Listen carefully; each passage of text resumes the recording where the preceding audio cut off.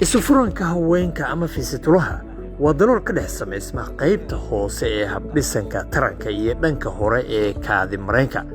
waxa kale uu ka dhex samaysmi karaa qaybta hoose ee habdhiska taranka iyo qaybtiisa hoose ee habdhiska qashin saarka ama dheefshiidka.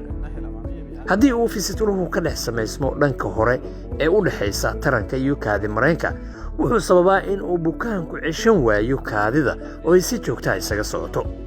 dhanka kale, marka uu fiisituluhu ka samaysmo dhanka gadaale oo u dhaxaysa xubnaha taranka iyo dheefshiidka, isagana wuxuu sababaa in bukaanku xakamayn waayo saxarada noqoto mid ka soo baxda dhanka xubinta taranka si aad u dhib badan.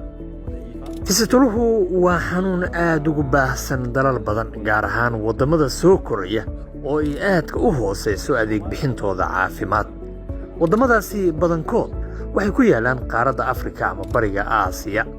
Soomaaliya waxay ka mid tahay waddamada uu ku badan yahay xanuunka isku furanka ama fiisituluhu.